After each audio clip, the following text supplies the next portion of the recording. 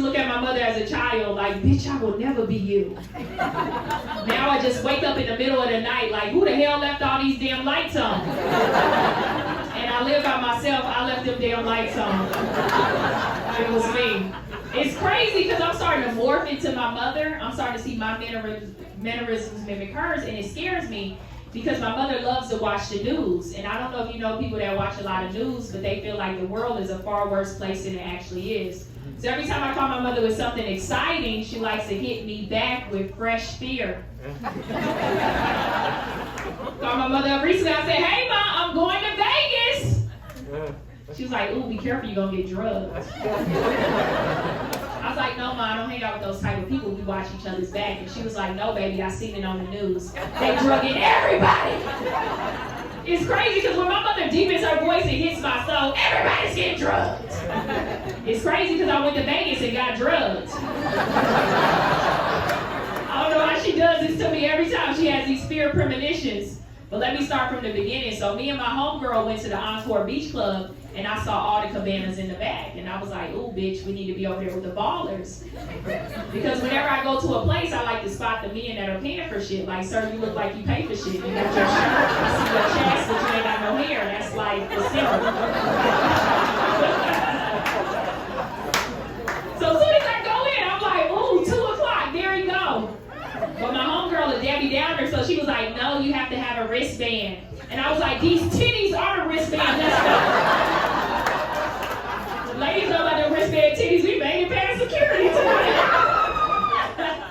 I got to the first cabana, a group of younger guys, I was like, hey, what's up? And they was like, nah, keep it moving. I figured out, younger men don't like me, and I love younger men because I love muscles and a lack of ambition. It just really turns me up. I love a man that plays video games all day because I know where the fuck he's at. That's my type. But younger men don't like me between the ages of 21 through 28, and I realize it's because of the short haircut. And how I found out is I was at a bar one night in a dimly lit area, and I had my back turned, and this guy, he approached me. He looked to be about 27. And he tapped me on the shoulder and he said, hey bro, where the hoes at? I said, hey. He said, can you hear me? I said, where the hoes at? I was like, hey, I like your muscles. He was like, yo nigga, you weird. I turned into my mother, I was like, they over there with the hair. I don't know if you ever been to Vegas in the summertime, but it's 115 degrees, so I had sweat dripping down my face, the sun crippled my back, I'm over 30, so my knee went out. That Vegas heat will break your body down. Every cabana, I was like, hey. They was like, no, keep it moving. I was like, shit, I understand. I made it to the last cabana. This guy was like, hey, you want to party with us? And I was like, hell yeah. Should have known things was weird because he tried to feed me a piece of fruit with his hand. And I was like, ugh, that's unsanitary. I don't trust men feeding me because most men go to the restroom and you guys don't wash your hands. She said, yeah. He's like, I wouldn't deny it. How many times did you wash your hands today? 10? That's over the amount, so I know you're lying. He said, I will go high. Unless you got COVID diarrhea, ain't no damn way you wash your hands 10 times a day. But I don't trust men feeding me. So when this guy kept coming around, he was persistent with the fruit. And I was like, no, I like dick and I like fruit, but I don't like dick fruit. He was like, well, you want some water? And I said, of course. And behind my back, he put Molly in my water. I had never done drugs a day in my life, and he put Molly in my water. And when I tell you I had the best time of my life. For the first time in my life, I felt free. I was like, oh shit, now techno music makes sense. I was like, like, oh shit, now I know how it feels to be white. I felt free. I had no oppression or struggle on my shoulder. I was non-judgmental. That same guy came back with that dick fruit, and I was like, I made a smoothie with my mouth.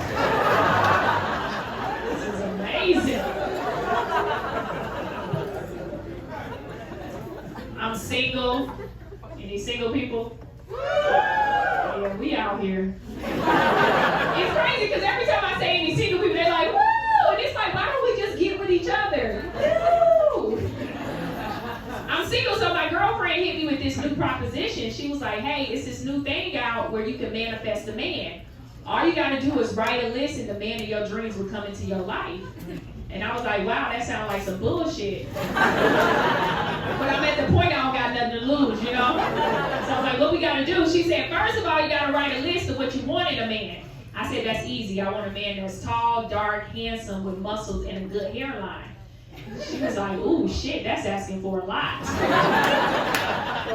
I was like, what we have to do next? She was like, next you have to write a list of what you need in a man. I said, I need a man that's loving, caring, supportive, financially stable, and a family man. She said, okay. She said, you know, this man don't look like that man. The man you need don't look like the man you want.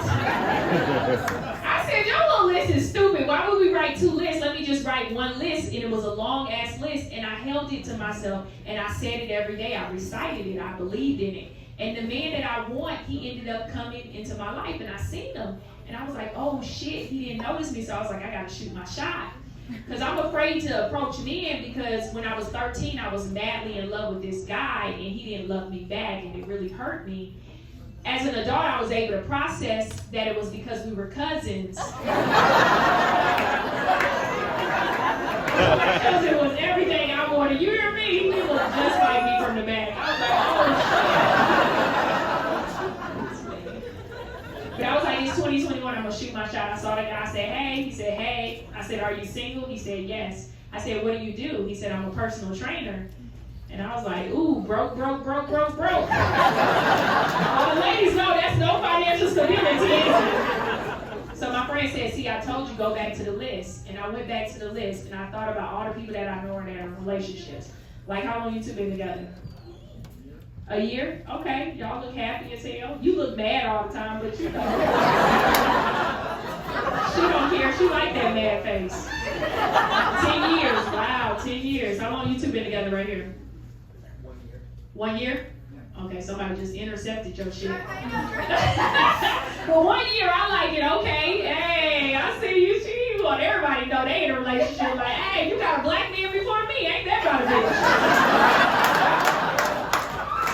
I got to worry about white men out here. But see, I thought about all the people that I know are in loving, caring relationship, financially stable men that take their women to comedy shows, and I realized that my lifestyle requires a man with body fat. So now I look at life different. Every time I see a man with a little stomach, I'm like, ooh, bitch, he got a good job. It symbolizes something now to me different. I'm like, oh no, when I see a man, the bigger his stomach is, I'm like, ooh, I know he eat, I eat, we eat.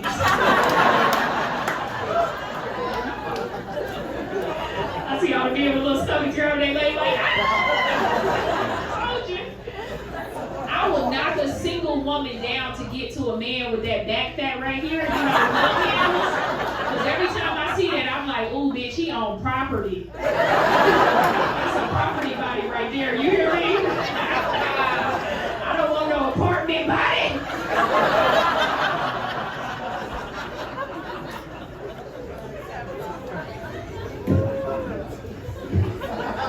She said it's so true.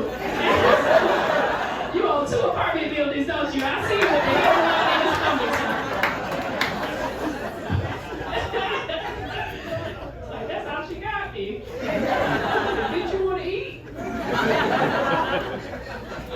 I'm Daphnique Springs. Thank you very much, everyone.